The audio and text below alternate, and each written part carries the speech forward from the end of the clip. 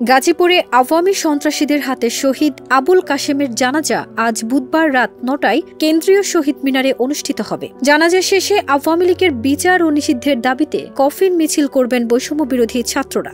এ নিয়ে ১২ ফেব্রুয়ারি বৈষম্য বিরোধী ছাত্র আন্দোলনের ফেসবুক পেজ থেকে এই তথ্য জানানো হয়েছে। কেউ না বুঝলেও আমরা আপনার প্রয়োজন বুঝি, আর তাই তো অত্যাধুনিক ফিচার সম্বলিত বিভিন্ন সাইজ আর কালারের ২৫০টিরও বেশি ডিজাইন অপশন নিয়ে ওয়ালটন স্মার্ট ফ্রিজ বোঝে আপনার প্রয়োজন। দেশের প্রত্যেক জেলা, উপজেলা, ইউনিয়নে গ্রামে শহীদ বীর কাশেমের গায়েবানা জানাজা আওয়ামী লীগের বিচার ও নিষিদ্ধের দাবিতে খাটিয়া মিছিলের কর্মসূচি ঘোষণা করেছে বৈষম্য বিরোধী ছাত্র আন্দোলন। সবাই নিজেদের নির্ধারিত সময়ে এই কর্মসূচি পালন করবে বলে জানানো হয়েছে।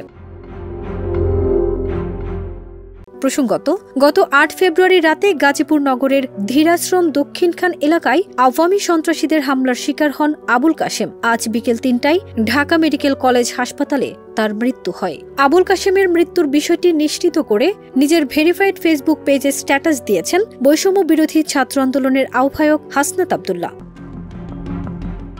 ফারজানা নিকিতা, দেশ রূপান্তর।